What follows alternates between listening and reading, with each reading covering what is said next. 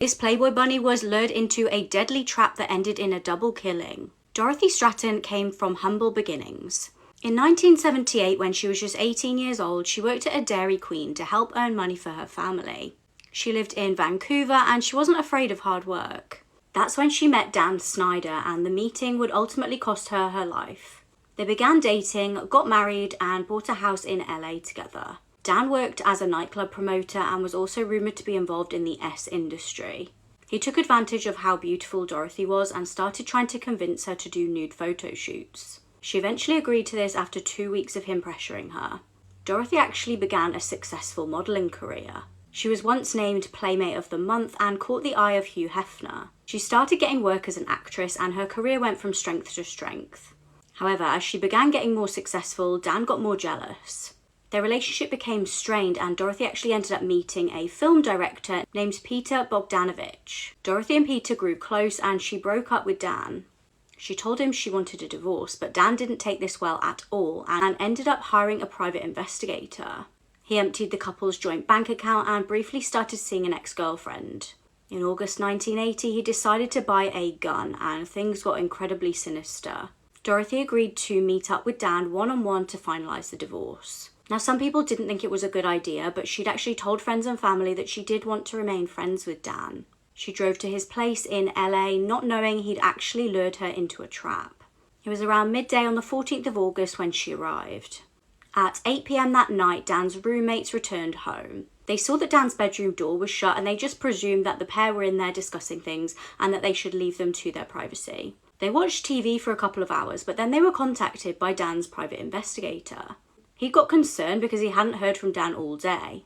The roommates got a hideous shock when they opened the door of Dan's bedroom and found both people deceased. Dan had R.'d Dorothy, killed her, and then unalived himself. When Peter was told the harrowing news about Dorothy, he actually collapsed. When he regained consciousness, he was so distraught he had to be sedated.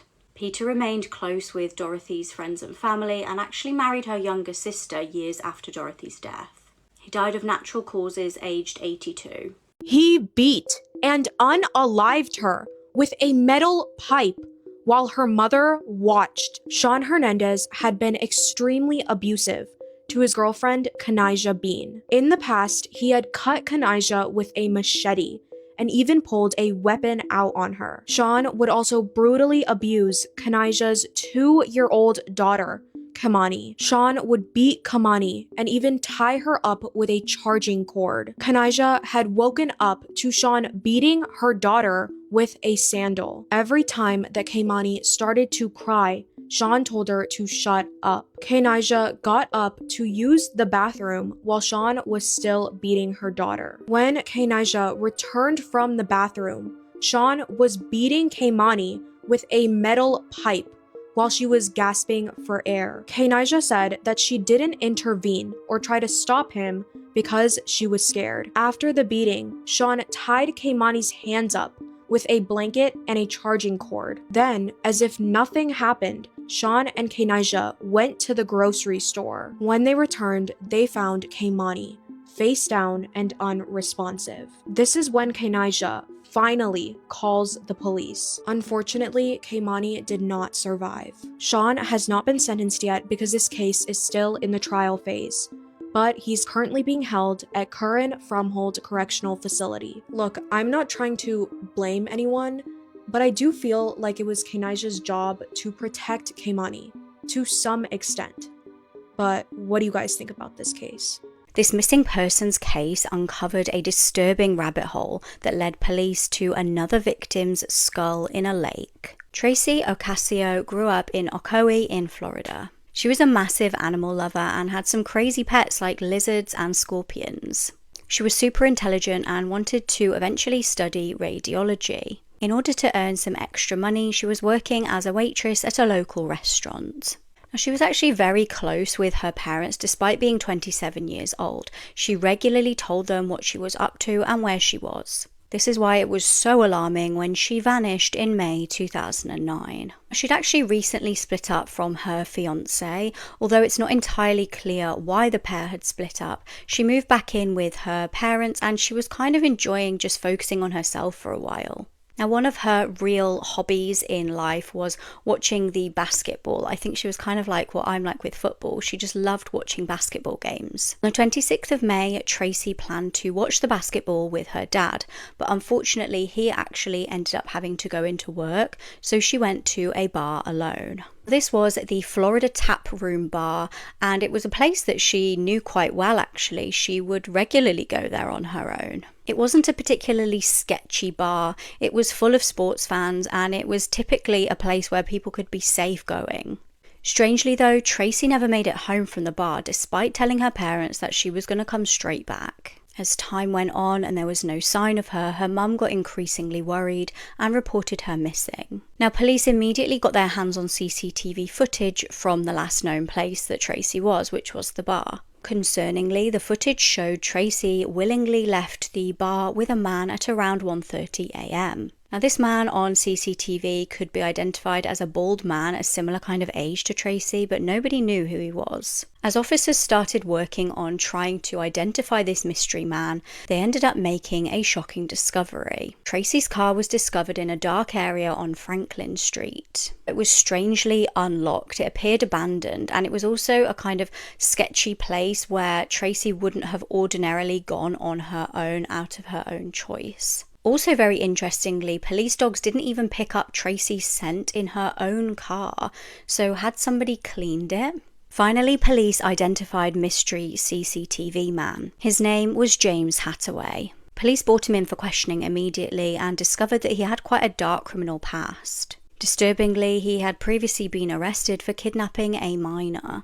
He was currently out on bond. Now, he told them that he had met Tracy in that bar that night, they got talking, and she'd offered to give him a lift home. He said she dropped him off at his house and then just went on her way, and he has no idea what happened next. When officers looked into his address, though, it was just blocks away from where Tracy's car was found. Although they were very suspicious of James, they didn't actually have any concrete evidence to link him to her disappearance, so they had to let him go. They then looked into Tracy's phone records and found that her phone had switched off at 8:30 a.m. that morning, and it had last pinged in the area very close to where James's house was.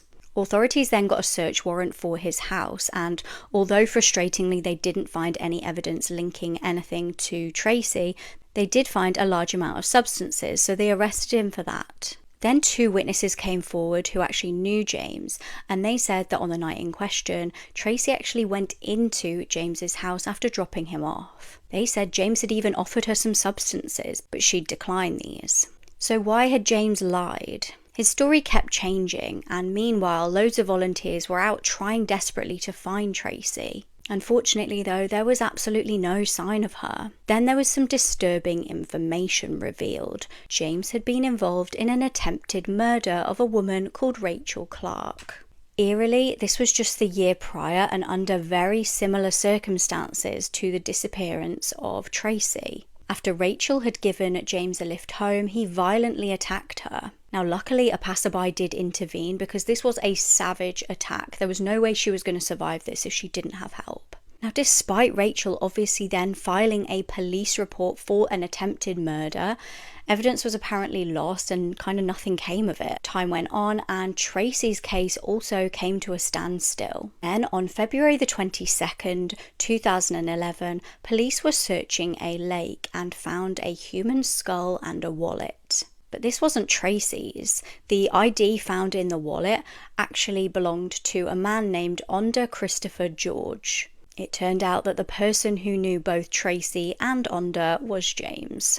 Now, Onda had vanished in February 2009 after being seen with James. Yet again, Onda's car was found abandoned. So although there was nothing concrete to prove that James killed Onda or Tracy, police obviously did have evidence to try him for the attempted murder of Rachel. At the trial, Rachel took the stand and testified extremely bravely. She told the jury how James had viciously attacked her, and the pictures of her injuries were shown to the jury, and they're truly shocking. James's defense tried to claim that he was drunk and just didn't know what he was doing, which isn't a defense, by the way. You can't just get drunk and attack women and then get off scot-free. Thankfully, James was found guilty of this hideous crime at his trial, and he was sentenced to life. Tragically though, Tracy has never been found and her case remains technically unsolved. Onda's death is also unsolved to this day. This is Lee Gilley, and he has been awaiting trial for the murder of his wife, Krista Bauer Gilley.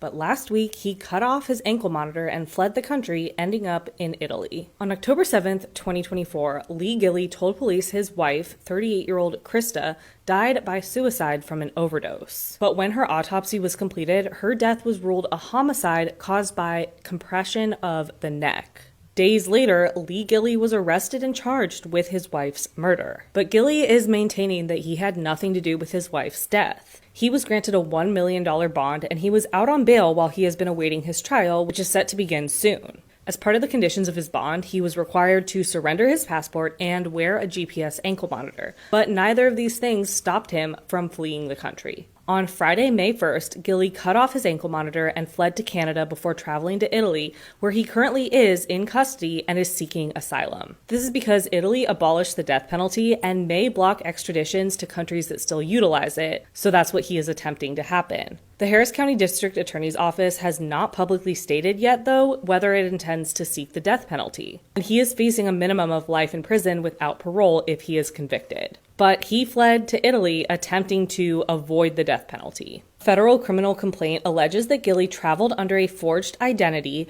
to the airport in Milan, Italy on an Air Canada flight. When he landed there on Sunday, May 3rd, he presented a passport and other Belgian identification documents to the Milan border police. But they quickly determined that these documents were false and forged, so he was denied entry at the airport and taken into immigration custody. He was awaiting deportation there when he allegedly admitted his identity and that he was awaiting trial in the US for the murder of his wife. So he is now still being held in custody in Italy. Gilley's attorney has said he was unaware that he had left the country and learned of his client's whereabouts from prosecutors just this Monday. Tim Ballingy, the attorney who represents Krista's family, said the news of Gilley's whereabouts was definitely a surprise. He said, quote, "Obviously, it was devastating to the family, and I think that they were hoping to have the trial and to have him held accountable. So it's not yet clear exactly what is going to happen, but Krista's family will not stop fighting for justice for her." But for now, Gilley remains in custody in Italy, and we don't know what will happen from here, so stay tuned. He was given a second chance at freedom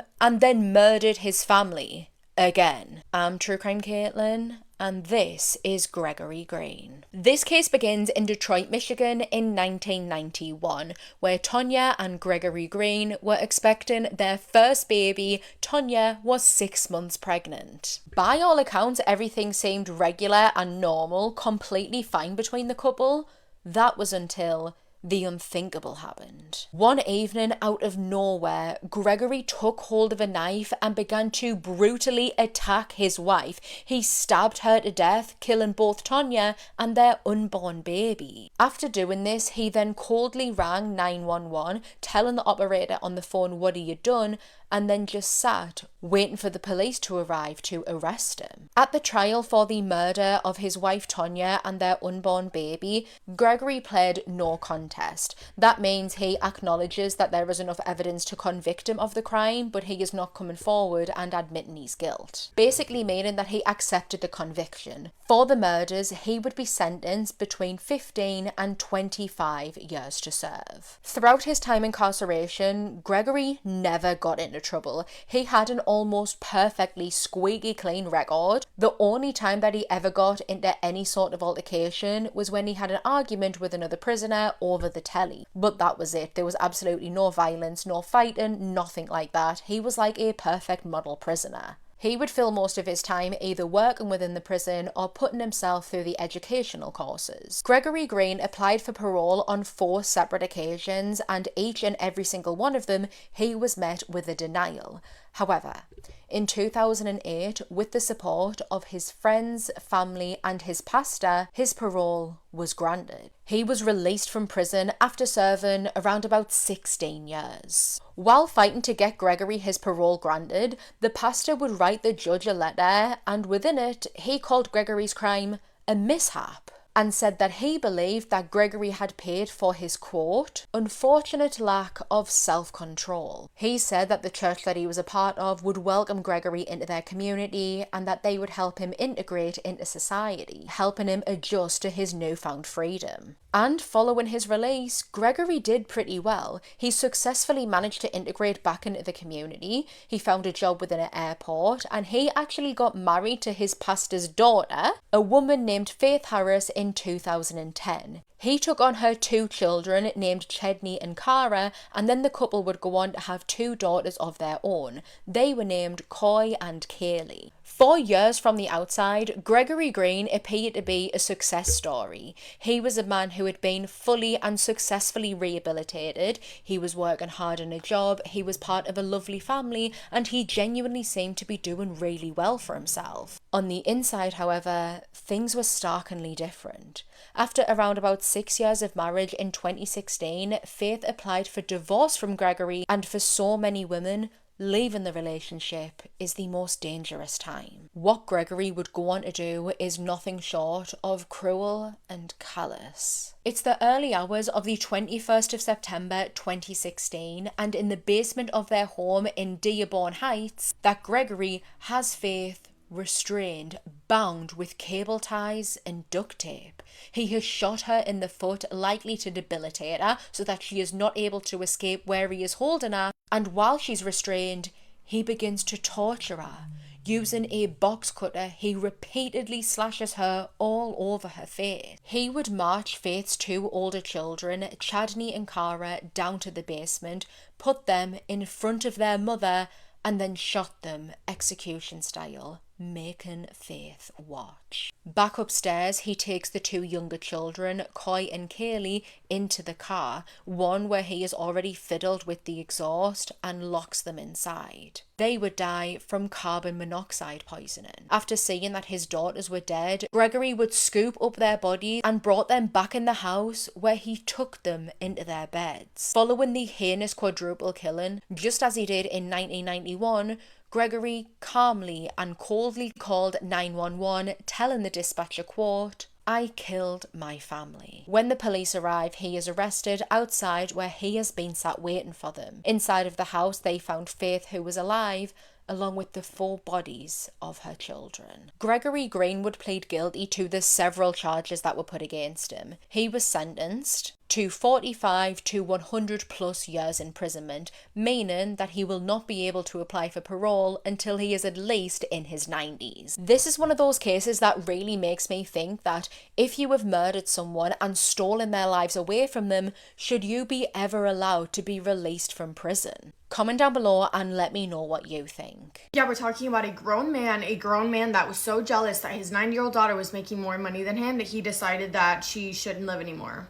Judith Barcy was an American child actress in the 80s, so today's case is in 1998 in LA, California. Judith's mom, Maria, was originally from Hungary, but she's now living in LA and she's working as a waitress. Maria always had dreams of being famous. She loved the idea of being successful in the Hollywood world. While she was working as a waitress, she met a man called Joseph Barcy. He was also from Hungary. Joseph walks into the restaurant Maria's working at, and as soon as she sees him, she thinks that he is so charming. Joseph had actually been married before. He lived in France previously, and that's where he met his first wife, and they had 2 children together. After that, he moved to New York. He moves to New York with his wife and his kids. Their relationship eventually becomes toxic. His character would change almost on impulse. He just became a very angry person, and eventually that turned into physical violence. He began threatening his wife and his children, and eventually when the kids got older, they would go to the mom and say that they were scared of their dad. For the children's sake, his first wife makes the decision to leave him and they get a divorce. But when Maria met Joseph, she had no idea about his past. It's now 1997. Joseph and Maria get married and they start a family. June 6, 1978, they have their first baby, a baby girl that they named Judith Barcy. Joseph wants Maria to be a stay-at-home mom. Maria is very happy with this. She likes the idea of just staying home and taking care of Judith. Maria was over the moon to have a little girl. Judith was described to have the manners of an angel. She just had the cutest little personality. She loved being outside, loved playing with her friends, and was just a sweet little girl.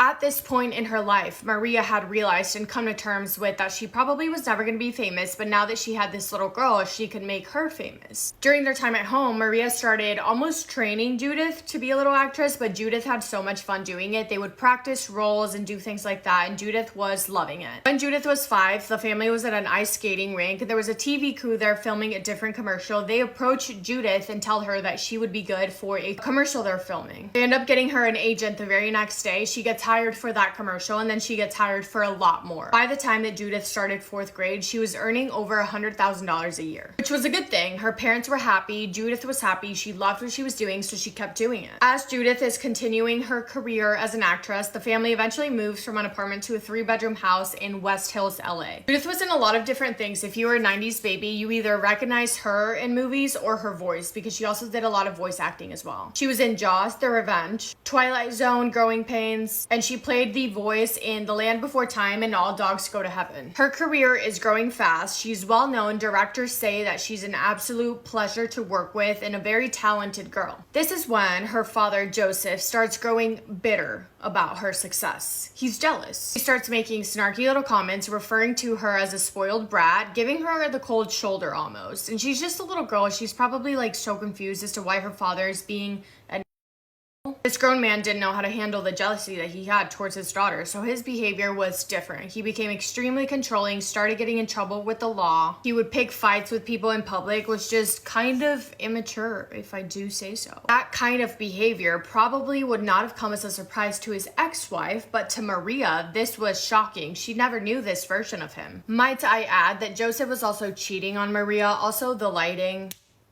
The natural lighting does its own thing. I don't know. Joseph would often cheat on Maria. He had full-on girlfriends and was fully in other relationships very often. So he's now this whole different version of him, and he starts making jokes to his friends that he is going to kill his daughter and his wife. Maria would share these stories of him being violent and being aggressive with her family and friends as well, but she talked about it almost casually and so often that everyone just accepted that that's how he was. At this time, Judith was still attending public school, and she would tell her friends these stories about how her father would threaten her and her mom. Her friends would get scared to play with Judith. They did not want to knock on her door and ask to play with her because her dad was known as being this big, mean man. December 1986, Judith is 8 years old, and Maria files a police report saying that Joseph was physically abusing her, threatening to end her life, but she ended up dropping the charges and nothing ever came from that. And when I say aggressive, he would throw things at them, he would pull their hair, he would often have bruises and black eyes, which is so horrible and so sad. And of course, as we see often, he was not always mean. He would do these mean things and then he would feel bad and try and buy them stuff to make up for it. Joseph Barcy became paranoid that Judith and her mom Maria would one day not come home, because they would travel a lot for Judith to go film these movies. A lot of times, more often than not, they were out of town, so he started becoming legitimately scared that one day they would just decide to not come home. When Judith is 9 years old, her and Maria go to the Bahamas to film for Jaws. Right before they left, Joseph walked into his daughter's room, put a knife up to her neck, and said, "If you and your mom don't come home, I'm gonna cut your throat," and then walked out of the room.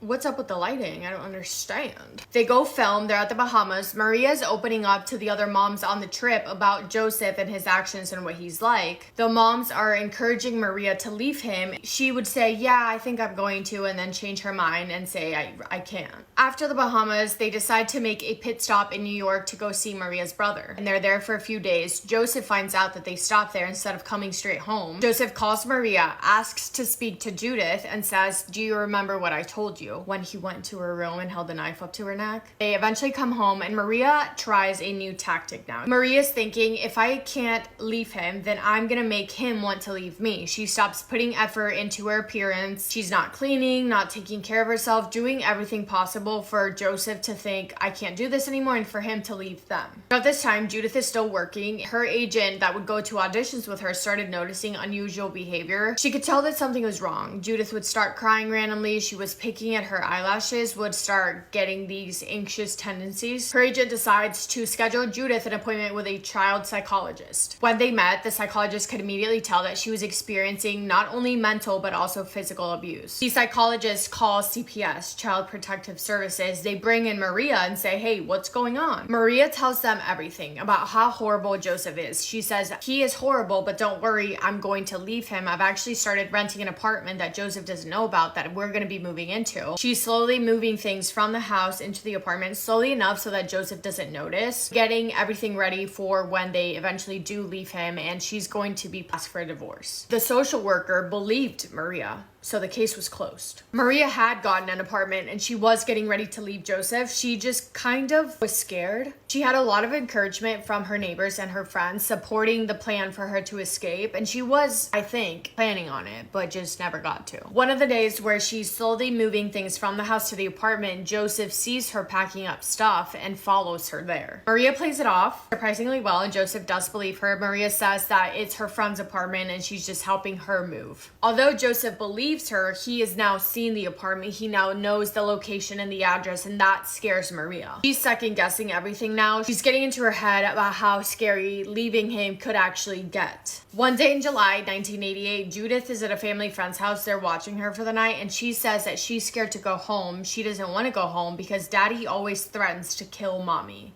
That gives me serious chills. Later that month, July 25th, 1988, Judith spends the day hanging out, playing outside, riding her bike. That night, Maria tucks her into bed. Maria gets ready to go to bed. Joseph is just watching TV on the couch. He's watching TV, but what he's really doing is he's waiting for Maria and Judith to fall asleep. Once he thinks that they are asleep, he goes into his closet and grabs a...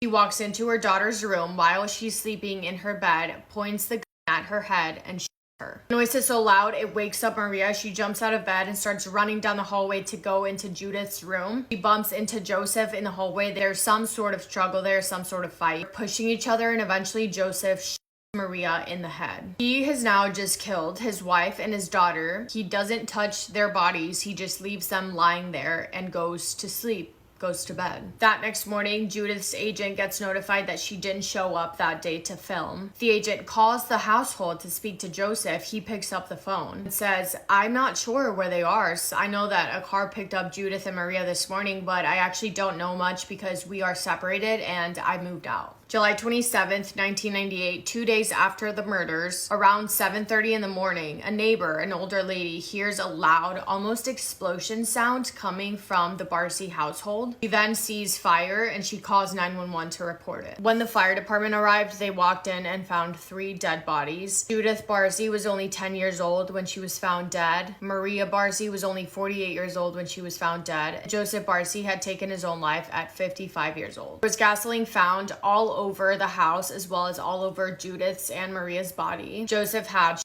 himself to end his own life. Yeah, that is the story of Judith Barcy. Thank you for hanging out with me today and for spending the time to listen to the video. Let me know what you guys think. I love you so much. Big kiss on the forehead for every single one of you.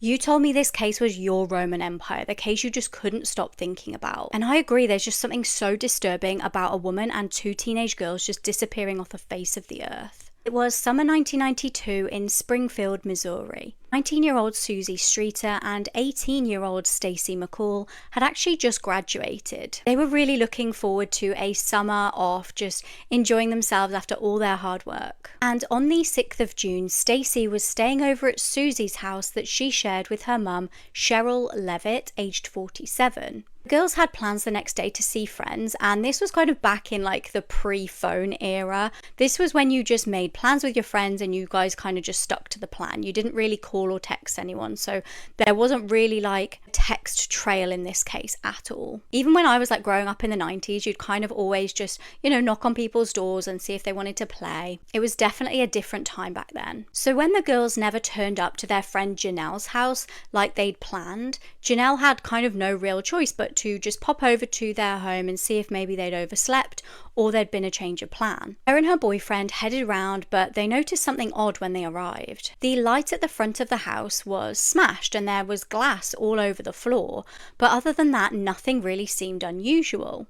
They knocked the door and got no reply, and then they noticed that the door was unlocked, so they walked inside. And there was no sign of life at all apart from the family dog, who was running around clearly quite anxious. They were calling out to try and find the girls or their mum, and there was just nothing. Then the house phone rang, and this bit is so eerie to me. Janelle answered the house phone, and again, this was back in the day before there was like caller ID, so she couldn't even tell who was ringing. And it was a random creepy sounding man on the other end of the line making inappropriate sexual comments. So she listened to this for a second, then just quickly slammed the phone down, like this is so inappropriate. So confused and not really knowing where they'd gone, but kind of figuring that maybe they went to run an errand, maybe they went to try and fix, you know, the glass that was broken, maybe an accident happened, Janelle and her boyfriend left the house. But later, Stacy's mum was kind of wondering where she was, so she also showed up at the house. But she noticed something really worrying. Not only were all of the cars at the house, so the girls couldn't have gone far, their bags were also in the house and all of their belongings that they could have needed if they did leave of their own accord. And then at this point, the house phone was flashing, indicating a message. It was, again, back in the olden days where you just had like a house phone and it would just flash red to indicate that somebody had left you an answer message. So she listened to this, but again, it was a weird man making sexual comments, but unfortunately, as she kind of like disconnected the call after she'd listened to the answer message, somehow it did delete that message. And obviously by the time police got involved, the potential crime scene had been compromised, really. I mean, people had just sort of let themselves in, walked through, potentially put their fingerprints on things. But police determined that the women must have vanished between 2 a.m. and 8 a.m. that morning. The FBI were quickly involved and police scoured the local area for any clues or any signs of the missing three. They begged locals for any tips, and actually some eyewitnesses did come forward. One said that they'd seen Susie driving a van around 6:30 a.m. looking distressed, and it almost looked as if she was being directed by a man in the back telling her where to go. Another witness reportedly heard a girl scream but hadn't actually seen anything. There's also talk in the neighborhood of like a strange van being seen driven on that day, but it wasn't ever really confirmed like exactly what color it is or what the number plate was or what type of van it was. Police looked into a group of 3 guys, Dustin Reckler, Michael Clay, and Joseph Riedel, as a group of guys that may have kidnapped the 3 women. I suppose, obviously, if you're gonna abduct 3 women, it's probably likely that there's more than one person doing this, unless of course they had a very powerful weapon like a gun. Now, Dustin knew one of the girls. He'd previously dated Susie, and these 3 males were known criminals. And honestly, this is probably a crime that I've never even come across in the history of my TikTok. Earlier that year, the males had been convicted of grave robbing, which is just horrific. They stole a skull apparently from a grave and sold the gold fillings from it to a PAWN shop. And Cheryl was apparently due to testify against these boys. So although it does seem extreme to abduct and kill 3 people over this, these kind of crazy things do happen, and I have seen people killed for less. And maybe this wasn't the original plan. Maybe they just planned to potentially scare Cheryl and not all of them. They didn't expect maybe all 3 to be in the house. Another suspect police looked into in a big way was Bart Streeter. Now, this was Cheryl's son and Susie's brother. They were estranged from Bart, so there was some bad blood between them, but he did apparently have an alibi, which his girlfriend confirmed. But again, I have seen partners provide false alibis. He also passed a lie detector, but again, I've seen murderers pass lie detectors and innocent people fail them. Police also turned their attentions to whether a serial killer could be to blame. Now, a man called Robert Cox was looked into, as he'd spent some time in prison for abducting and assaulting 2 women. He was also a suspect in another female murder case, and he strangely, when asked, said of the Springfield 3, "They're dead and their bodies are buried in Springfield." He was also linked to Stacy because he apparently knew her dad. I don't know if they worked together before or something. There are many theories online, but one of the strangest parts, I think, of this case is the fact that the 2 teenage girls weren't even meant to be in the house that night.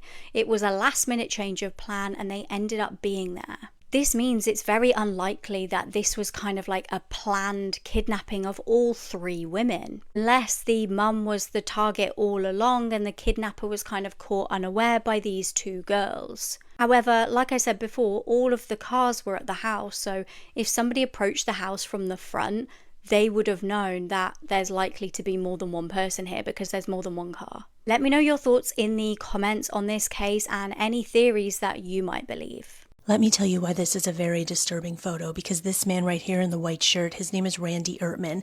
Now, these police officers are holding him back from entering the woods behind them because they just found out that his 14-year-old daughter, Jennifer Ertman, and her best friend, 16-year-old Elizabeth Pena, were found raped and murdered in those woods. Jennifer and Elizabeth were two best friends that were planning a sleepover, and before that sleepover began, they were just going to hang out with some friends that lived in an apartment complex pretty close to Elizabeth's house. Now, Elizabeth had a curfew, so these two hung out at this party for a little longer than they thought, and they needed to make it home by curfew. The girls decided to take a shortcut through this park right here called TC Jester Park. This is in Houston, Texas, and this was going to shave about 10 minutes off of their walk back to Elizabeth's. What they didn't know was that 6 teenage boys were already in this park, drunk out of their minds, having a gang initiation that night. Hi, my name is Chrissy. I have a true crime podcast called Residue, and if you love movies and true crime, follow along. So this gang initiation was being performed by this teenage gang called the Black and White Gang, and they were initiating into the gang 17-year-old Raul Villarreal. Within 40 minutes of this gang initiation ending, these teenage boys just sitting around, drinking a lot of beer, Jennifer and Elizabeth crossed their path. We'll tell you that this is one of the most difficult true crime cases that I ever covered on my podcast. There is a book called Pure Murder by Corey Mitchell, which was one of the most horrific books I've ever read in my life. I still can't get most of the images out of my head because what happened to Elizabeth and Jennifer in those woods that night is just beyond anything your brain can even comprehend. One of the boys, named Jose Median, often goes by the name Joe. He actually walked up to Elizabeth, hit on her, tried to touch her, and she brushed his hand away and she kept walking, and this pissed him off. Jose, he forcibly takes Elizabeth by the neck and he drags her down to where the other boys are sitting. At this point, Jennifer could have run away. She could have gotten away, but she wasn't going to leave her friend there.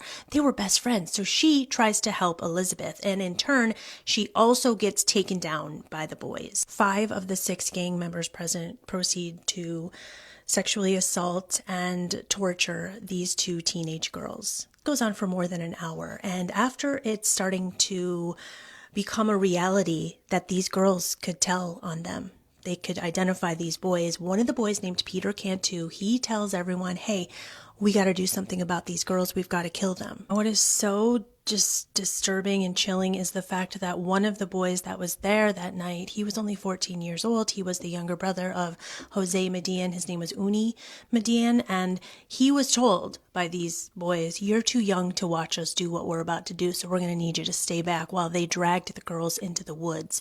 Jennifer was the same exact age. They brutally beat these girls in those woods, and then before they leave, they steal a Goofy Disney watch off of Jennifer's wrist and give it to the youngest gang member, Uni. Jennifer and Elizabeth's bodies were not found for 4 days. And when the police did find their bodies in the woods, it was because they got a tip from somebody who knew these boys. Police were led to this spot because Peter Cantu, one of the boys in the gang, he had an older brother named Joe. They all went to his home after they murdered the girls, and Joe had a wife named Christina. Christina had been abused by Joe, and she did not understand why these boys were just talking about this murder like it was nothing.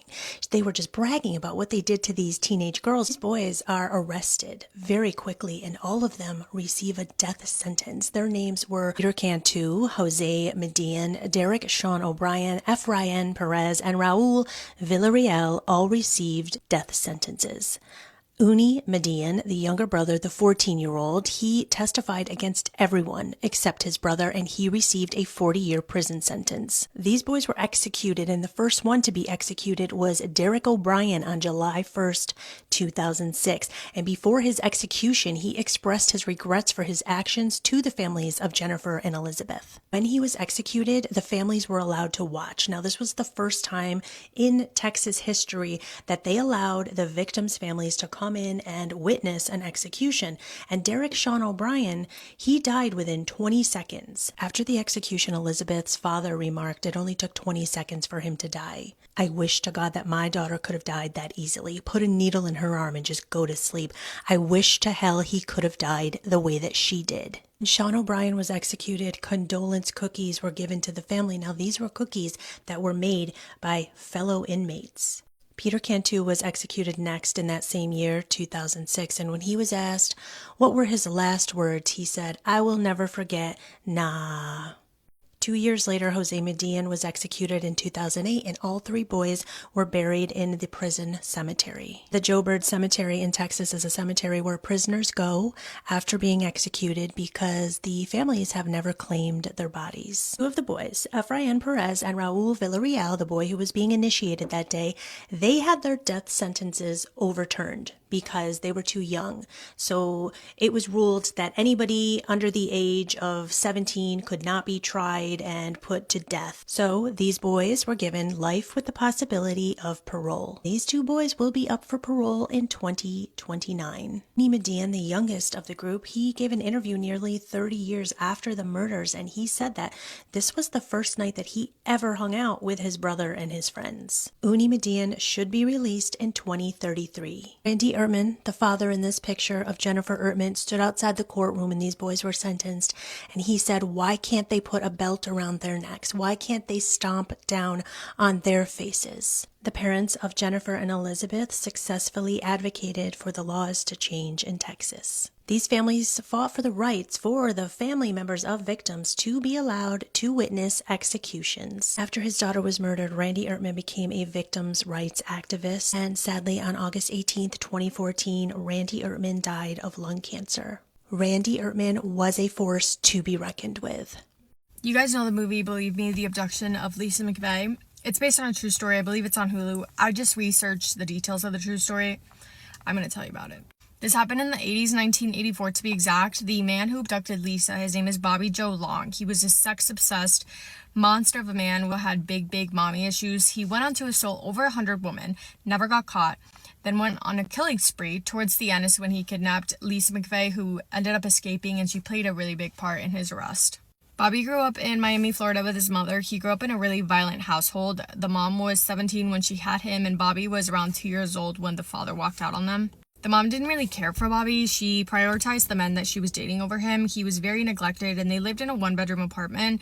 The mom would bring home random men that she would sleep with, and she would sleep with them in the same bed that Bobby would sleep in while he was in the bed.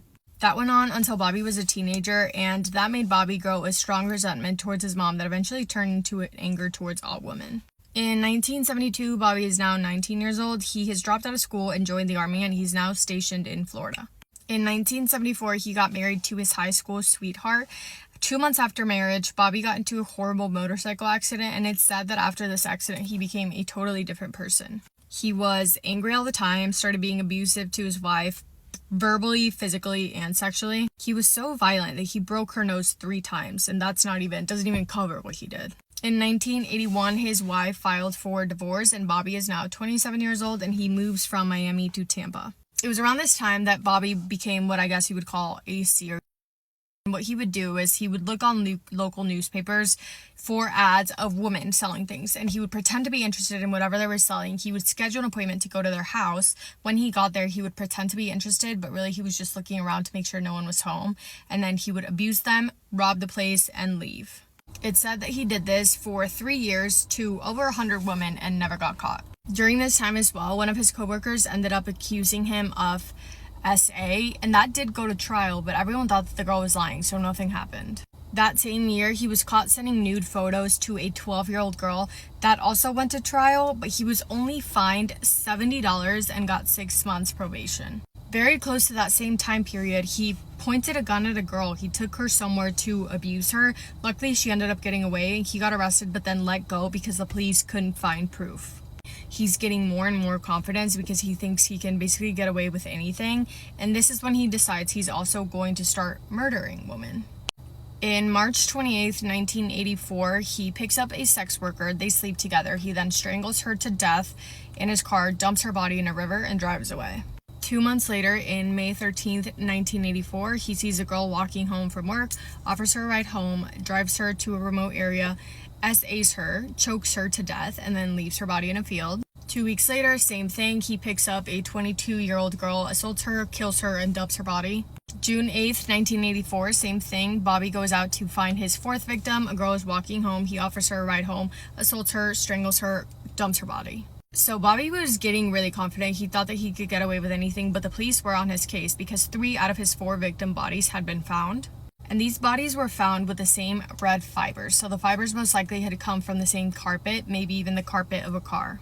The police knew that they were more than likely looking for a serial killer at this point. Because of the similarities, they called in the FBI.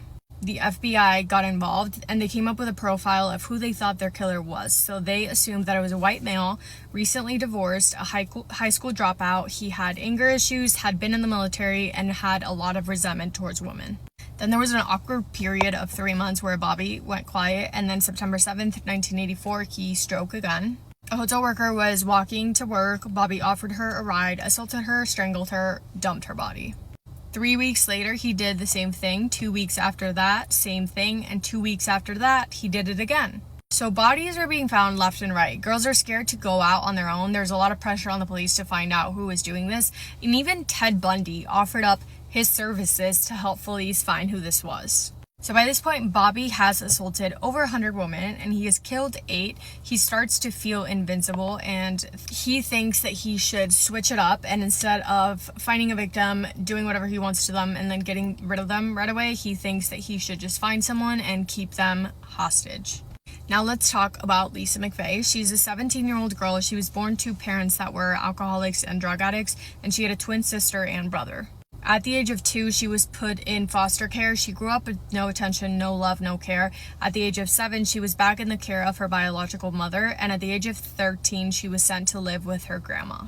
The grandma was no better than the mom. She had a boyfriend that was a pedophile, and he would SA Lisa violently. He would hold a gun to her head and told her that if she told anyone about the abuse, he would kill her twin sister. That kind of abuse and neglect had basically gone on for all of Lisa's life. So when she was 17 years old, she sadly saw no way out of it and decided that she was going to end her own life.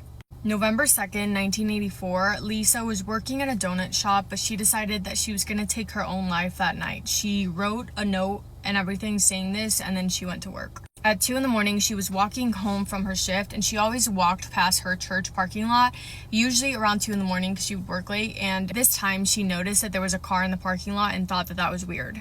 She felt a man's arm grab her from behind, a gun to her head, and she heard a man's voice whisper to her that if she screamed, they would kill her. She was dragged to his car, blindfolded, ordered to take off her clothes, and then shoved in the back of the car where she was assaulted. When she's placed in the back of the car, she's blindfolded and they start driving back to his apartment. Lisa was planning on taking her own life that night, but when that happened, she decided that she wanted to live.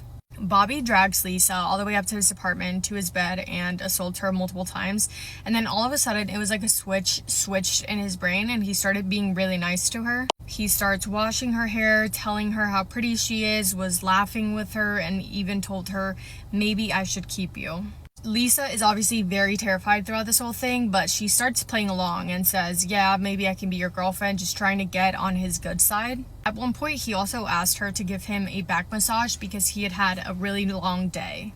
The next morning, Lisa tells Bobby that she has to go to the bathroom. At first, he refuses to let her, but then he does, and this is when Lisa touches every single surface, mirror, countertop, floor, everything in the bathroom to leave her fingerprints. Lisa's been blindfolded this whole time, so Bobby has to adjust her blindfold, and when he does, Lisa clenches her jaw to make her face wider than it is so that when she relaxes it, she could see a little gap between the blindfold. Through that little gap, she's trying to see and absorb every and any detail that she can see. When Bobby goes to assault her again, she asks him if she can caress his face. Bobby thinks that this is really sweet, but really she's just touching around his face, trying to feel every detail and memorize every feature on his face. Lisa then decides that she needs to make Bobby feel bad for her so that he lets her go. So she makes up this lie, tells him that her dad is sick and that she's the only person that can care for him. If she doesn't get to go back home, the dad will die, and Bobby actually does start to feel bad for her. So around 3:30 in the morning, approximately 26 hours after Lisa first got abducted, Bobby sits up in bed, looks at Lisa, and tells her, I can't keep you anymore. He then tells her, your dad is the reason I can't kill you. You need to go home and look after him. Which is crazy that her lie and manipulation tactics actually worked on a person like Bobby. Bobby puts Lisa in the car, asks her where she lives, drives her to her house, drops her off, and then drives away. Lisa was so terrified she couldn't believe that she actually just got dropped off after this horrible man had been doing horrible things to her for 26 hours. So she stands still for around 5 minutes and then she finally gets the courage to take off her blindfold. Lisa runs into her house and tells her grandmother and the grandmother's boyfriend exactly what has happened to her, but they don't believe her. They start calling her a liar, start yelling at her, telling her she's crazy for making all this up. And then Lisa goes to the police station. The grandma and the grandma's boyfriend actually go as well and tell the police that she's lying. And the police don't believe Lisa either because they say she's too calm to be a victim. Thankfully, after being persistent, she finally found one policeman who believed her and was willing to listen to her. Lisa is explaining what happened. She says that she was put in a car and assaulted. She says that the car she was in had red carpet, and that is when a light bulb goes off in the policeman's head. There was red fibers that were found in the murder victims, so when Lisa said that the carpet she was in had red fibers, that's why they connected that that was the serial killer they had been looking for. She described the car that she was in, and on November 14th, 1984, a police officer was out looking for the red car. He sees it, pulls Bobby over, and he doesn't have the cause to arrest him, so unfortunately he has to let him go. However, they do end up getting his name and his image, and Lisa is able to identify him from a lineup. At first, Bobby denies everything, but then the police tell him that they know about Lisa, and that's when he starts giving full, detailed confessions about everything. He went to trial, was found guilty, and sentenced to death, and in 2019, Bobby was executed. Lisa turned her whole life around. She ended up joining the police academy because she wanted to help avoid this happening to anyone else, and now she is this amazing, beautiful woman that works for the police to this day. So that is the story of Lisa McVeigh. Let me know what you guys think in the comments. This influencer that gained her following online, posting as 1/3 of a set of identical triplet girls, is currently serving a life sentence for murder. Lucy Lee was born in China but moved to Canada when she was 7 years old. She was one of 5 kids and 1/3 of a set of triplet girls. Lucy came from a very wealthy family. Her mom was a very successful businesswoman, multi-millionaire who had very high expectations for her kids. With their mother's guidance, the triplets even started their own nonprofit when they were only 13 years old. Her mother would always compare the triplets and would fuel a lot of competition between them, like giving a brand new car to whichever triplet got the highest grades in school. For a few years after college, the triplets didn't even have to work, and their mother would just give them a monthly allowance of $15,000. The triplets really wanted to be influencers. Specifically, Lucy really wanted to be influencers, and the triplets gained across all their platforms about 100,000 followers, posting mainly bikini pictures on their account that was called Mia Triplets, and their followers even nicknamed the triplets the sexy triplets. In 2019, at 24 years old, Lucy reconnected with an old high school boyfriend named Oliver Carafa. The two briefly dated when Oliver was 16 and Lucy was 14, but the relationship did not end well because Oliver broke up with Lucy and then immediately went and slept with one of her best friends. And then 10 years later, in 2019, the two reconnected after Oliver just got out of prison. Oliver had just served 5 years in prison after he drove his car 4 times over the legal limit, got in a very serious accident where Oliver walked away with barely even a scratch, but his friend Daniel, who was in the passenger seat, lost his life. Lucy and Oliver moved very fast after reconnecting, and after only the second date, Lucy moved in with him. And the two actually got married like less than a year later during the 2020 lockdowns in an airport over a Zoom call because Lucy would not be able to get on a plane with Oliver to go visit his family if the two weren't married. Oliver really wanted to be rich. He really only started dating Lucy because she came from a rich family and she was this up-and-coming influencer, but Lucy's family actually cut her off financially because they did not approve of her relationship with Oliver. So Oliver, for a little bit, is just trying out all these different get-rich-quick schemes, and a lot of them were very sketchy, very shady, very scammy, and pretty illegal. And this is how Oliver and Lucy get involved with a man named Tyler Pratt. Tyler Pratt was a very wealthy, successful businessman. He was also a father of 2, but he was also a high-scale substance dealer and trafficker. And by substances, I mean like snow, like the white powder. And it was actually said that Tyler was selling and moving $1 million worth of this substance every single day. But Tyler really wanted to get away from this life of crime and find a legitimate legal way to support his 2 kids who he loved very, very much, and also his brand new fiance, this beautiful woman named Jordan Romano. Tyler got introduced to Oliver and Lucy through a mutual friend, and Oliver actually got Tyler to invest $640,000 in his overseas business. That wasn't even a business because this business did not exist, and it was really just a scam to steal all this money from Tyler. For months, Oliver would show Tyler that their new business and investment was overwhelmingly successful, and he would show him like fake bank statements showing him that his investment had already made millions and millions of dollars. And through this new business partnership, the 2 couples actually became very, very close friends. Tyler and Jordan and Oliver and Lucy were so close, they would do things all together all the time. But anytime Tyler wanted to cash in on his investments, his new friends, Oliver and Lucy, would always have an excuse why they couldn't get the money, like it was stuck in some overseas bank account. Lucy and Oliver even got Tyler to give them an additional $1.5 million on top of the $640,000 he already invested to get his money out of Europe, but of course, that money never came. And because they had all gotten so close, Tyler really wanted to trust his new friends, but eventually he had enough of the excuses, and he gave Oliver and Lucy an ultimatum that he wanted his money by March 1st, 2021. So the day before that deadline, February 28th, Oliver and Lucy decided that they were going to kill their friends, Tyler and Jordan, so they wouldn't have to pay them back. This is so disgusting and disturbing on so many levels. I mean, Tyler and Jordan are their friends. They trusted Oliver and Lucy. But on top of that, Tyler had 2 young children that he loved so, so much. And then on top of that, Jordan had actually just found out that her and Tyler were pregnant. Jordan was 13 weeks pregnant, and she just told her new friends, Oliver and Lucy, that she was pregnant, but they did not care. Oliver and Lucy lured Jordan and Tyler to a warehouse that they told them that they wanted to buy as part of a new business. But once they got there, Oliver shot Jordan and Tyler. Oliver and Lucy then started scrambling to clean up the scene.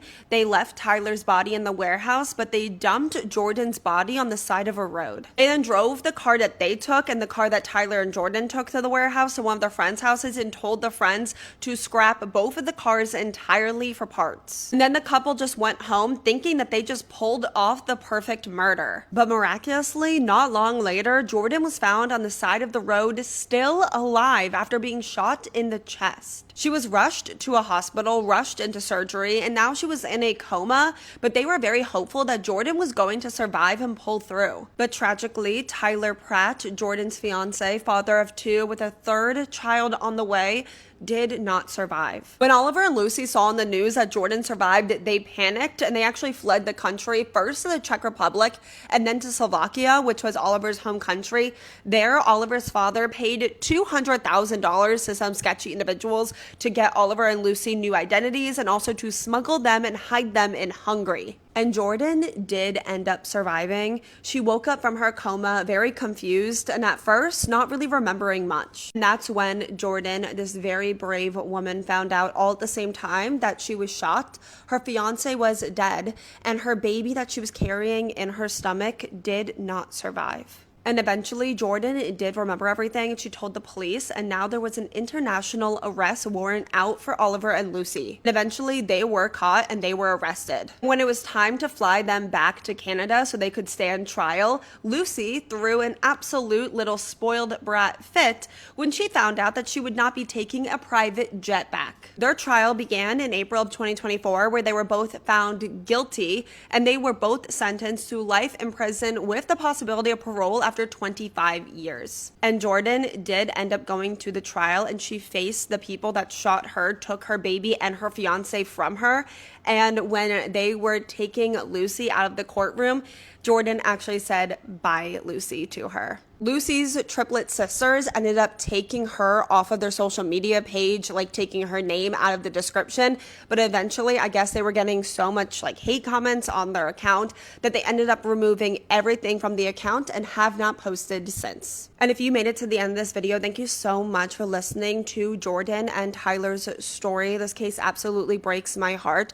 I know a lot of people will sit here and probably say that Tyler, was a sketchy individual who was in this life of crime, but he really was trying to turn his life around for his 2 kids who he did deeply love, his beautiful new fiance who he loved, and the baby that they were supposed to have together, but all of that was stolen from this entire family. I'm really interested to hear all your thoughts and opinions in the comments, but while you're there, just please remember to be respectful. There's nothing good that can come out of spreading hate to a family that has already experienced the worst thing that can ever happen to a family. Just remember that you have no idea who could ever be reading your comment. Someone that actually knew and loved Tyler and Jordan could be in the comments.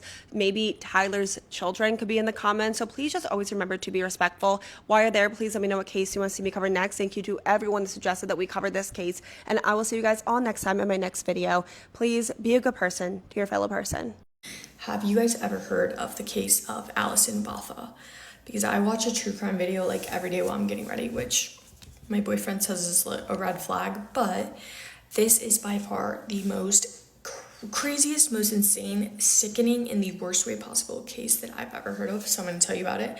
And if you have like a queasy stomach or you just are not good with listening to gruesome details, don't watch this. Okay, so it's 1994. This case takes place in South Africa. Like I said, her name is Allison Botha. She is a normal girl, normal, happy childhood. The day that it happened was December 18th, 1994. And she goes out with her friends. They have a beach day or whatever, completely normal day. They go back to her apartment to hang out. And then one of her friends is going to walk home. And Allison is like, I don't want you to walk home. I'll give you a ride. So it's 1 a.m. Allison drops off her friend. She goes back to her parking lot.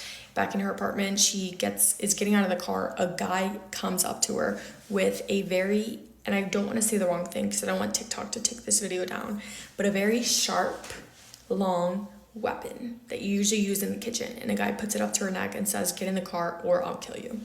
Before we get further in the story, let's introduce the 2 men who are terrifying that are the main part of the story. So Franz Detroit and T.S. Kruger. A little bit about Franz. He had a decent childhood, son of a policeman. He started dabbling in Satanism in high school. He started dating this girl who said that she was a witch and she loved Satan. So Franz loved Satan as well. He said that he was possessed by the devil when he was like 14 or 15 years old. And then he kind of like backed off from it a little bit. He went into the army when he was 18 years old until he was 20, which is so concerning that a man that says he is possessed by Satan is in the army. Like, that's so scary. And then when he gets out of the army at 20 years old, he starts dabbling in petty crimes like stealing and things like that. And at this point of the story, he is 26 years old. So a little bit about Tians. He is 19 years old at the time of the story. So you have Franz that is 26, Tians that is 19, and then Allison is 27 at the time of the story. So compared to Franz, Tians had a bad upbringing. He had a hard childhood, I think. He dropped out of school, and then he ended up also joining the army when he was 18. And then he also actually started dating a girl who said she was a witch and started dabbling in Satanism. And I guess that's kind of how the 2 guys became friends, because they both dated witches that loved Satan, and they loved Satan, and then they were both in the army, so they kind of had that in common. Okay, so back in the parking lot, Franz is holding the thing on Allison's neck, and he's like, don't worry. He's like, get in the car, whatever. They get in the car. He says, don't worry, I don't want to hurt you. He keeps telling her that over and over again, and then he's like, we have to pick up my friend. The friend being Tians. So now Franz and Tians and Allison are in the car. They drive her out all the way to the field. And at this point, like, Allison's begging, and she's like, you can have the car, just drop me off here, like, I won't tell anyone, blah, blah, blah. And the guys just start ignoring her, and then they drive her out to the field, and they just look at her and say, are you going to fight? By that point, Allison knew what was going to happen, and I think you can assume what happened. They abused her in the worst way possible. And then, and also an important part of the story, so when it was Franz and Allison in the car, France is just like having normal conversation with Allison, and he asks her what her name is. She thinks quick on her feet and she lies, obviously. She says some fake name, and then Allison's like, what's your name? And France also lies and says a fake name.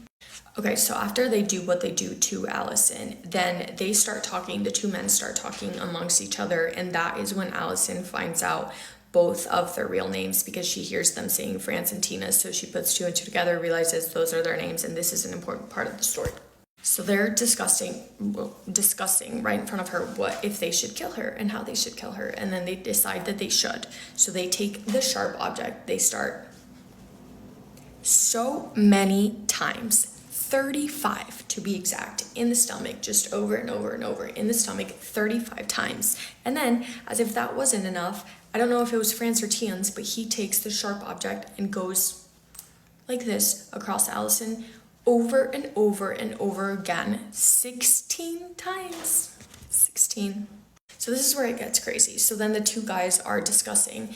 Allison blacks out at some point because how could you not? She like passes out, and then she kind of comes back to it. The two men are discussing if they think that she is actually dead or whatever. They decide that they do think that she's dead because how would a human ever survive that kind of attack?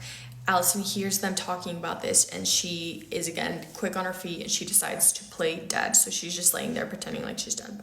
So then the two men leave. They leave her because they think it's done.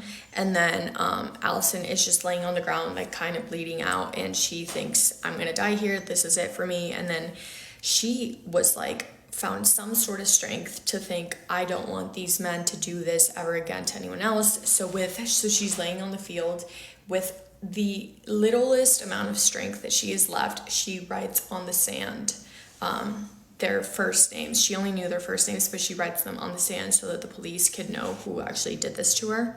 And then this is really sad, but she writes also on the sand, I love mom, so that when they found her, her mom would know that she was thinking about her on her last few minutes. And she kind of just lays there accepting her fate, and she's like, I'm gonna die, death is gonna come for me.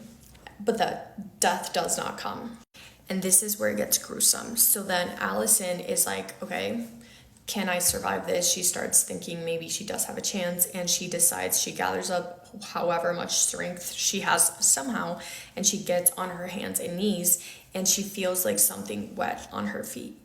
So at this point, she looks down and she realizes that the wet things on her feet, obviously blood, but her intestines are outside of her body.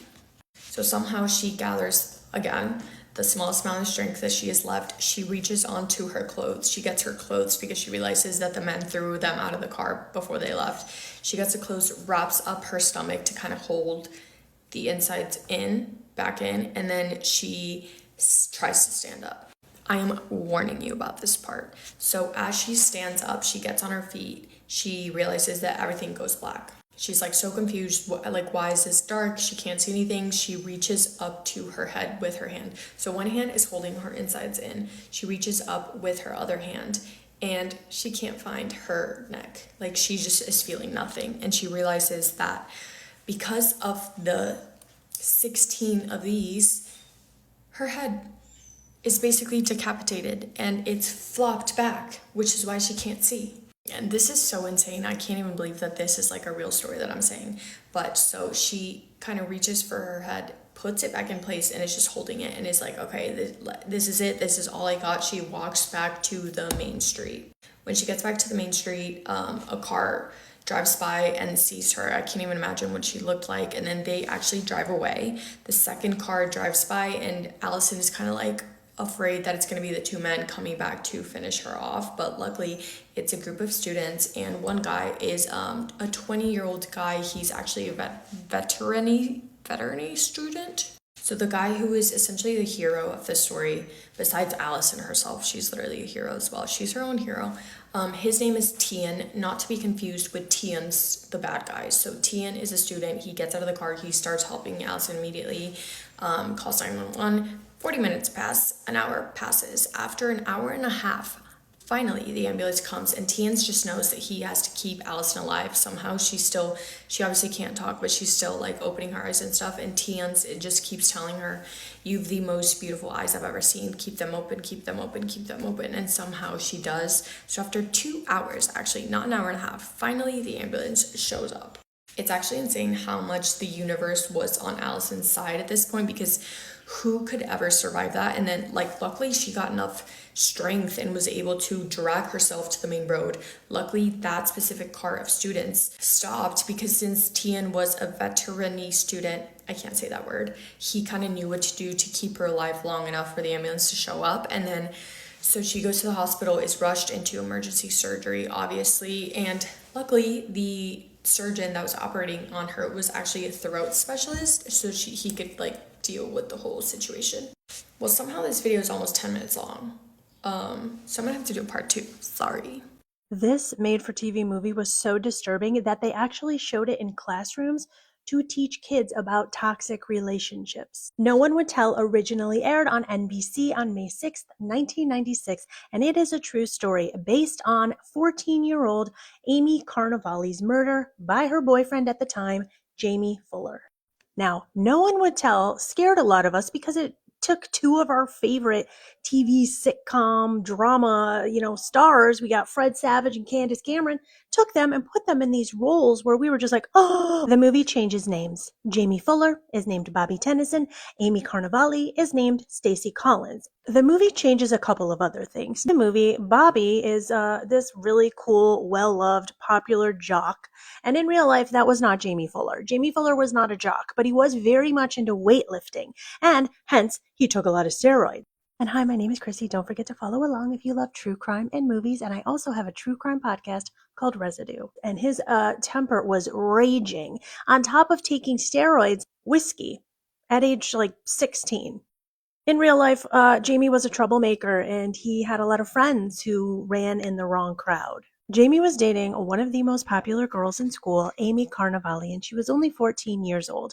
He was 16. Now, she was beautiful, thoughtful, friendly, popular. She was a cheerleader. Amy's biggest dream in life was to be a hairdresser. She was so good at it, she would cut her friend's hair in high school just to get to practicing. Amy was everybody's friend. Everybody loved Amy, and people did not understand why Amy was dating Jamie. Jamie was physically abusive, mentally abusive, emotionally abusive. He was hit in all the spots. Amy was not allowed to be with her friends. She wasn't even allowed to hang out with her parents. Amy had to wear what Jamie told her to wear. And everyone around them saw this. All of the friends in the friend groups, they all witnessed this and no one said anything. This is a big reason why they showed this in classrooms in the 90s, because they wanted kids to know that just, when you see something like this happening, you should say something, because they're all young. They're all learning too. They don't know. And some of these kids come from broken families and families that are fighting all the time. So to them, this felt like a normal relationship, when in fact, it is not. Amy hung out with her friends on August 22nd, 1991. She went to the beach. She was having fun. Jamie's pissed. So he's like, you know what? To get her to come to my house, I'm going to tell her that I want a haircut. And of course she's going to come help me because she loves to cut hair. He tells his friends to come on over to his house because guess what, guys? I'm going to kill Amy today. His friends all heard this. His friends all knew this. Nobody said anything. So Jamie's plan is to take Amy behind his house in these woods. There's this wooded path and his friends are like, okay, we'll come along. They all just walk along with Jamie. Amy has no idea what's going on. He brought a knife and they're just walking along and he tells his friends to stay here. He's going to go off with Amy for a little bit. These friends that stay behind, they could hear her screaming. They could hear everything. They just stood there. They did nothing. Jamie comes back and he shows them the bloody knife and he's like, look, I did it. He also tells his friends, if you tell anybody, you're next. And of course, they're all frightened out of their minds. Jamie then makes these friends that came along help him dispose of Amy's body. Did not take long for one of Jamie's friends to break, and they told the police. Now the police go to Jamie's house, they arrest him, and people say that when he was arrested, he had a half smile on his face. And he had absolutely no remorse. In 1992, at just 17 years old, Jamie Fuller was convicted of first-degree murder. Now, his defense isn't going to argue that he killed her. They're saying, yes, he killed her, but it's not his fault. It's the steroids' fault. It's the alcohol fault. It's the fault of his parents for letting him do all of these things. Jamie had no control over his own emotions because of the substances that he was taking. So Jamie was sentenced as an adult, and he was sentenced to life in prison without the possibility of parole. During his trial, his friends testified that there was a point where Jamie thought Amy was pregnant, and he said he would pay his friends to walk up to her and punch her in the stomach. They also testified, and this is just absolutely beyond, he said, "Sucks to be you, Amy," when he threw her body over a fence into Shoe Pond. Another friend named Michael, who was also found guilty because he helped hide Amy's body. Now, people say that Michael did not take any of this seriously, and that he actually laughed when he found out that Amy was murdered. Police couldn't find any evidence that the other friends that were in attendance to this walk in the woods did anything wrong, so they had nothing to charge them on. And one of the friends that attended was actually given immunity if he would testify against Jamie and Michael. But that's not the end of this story. It gets even crazier, because when Jamie is imprisoned, his mother, Celeste, she comes up with a plan to get him out. His mother conspires to get a firearm. She wanted an Uzi, and the plan was that Jamie was going to stab himself in prison, have to be taken to the hospital part of the prison, the medical unit, and there is when his mother and her boyfriend would jump out, ambush the medical staff with the Uzi, and then take Jamie into a car and escape. But Celeste didn't know that the men she used to obtain this firearm, they were undercover officers. So her plan, boom, gone. So because of this escape plan, Jamie gets another sentence of 9 to 10 years tacked on to his already existing life without parole. But the life without parole was changed because of the ruling. Somebody under the age of 17 cannot be sentenced to life in prison without the possibility of parole. So he was given life with parole. Jamie's mother, Celeste, was sentenced to 6 to 9 years in prison for planning his escape. At the end of the film, no one would tell, the judge does give all of the friends this stern warning about the fact that none of them did anything to help when they saw that something was wrong.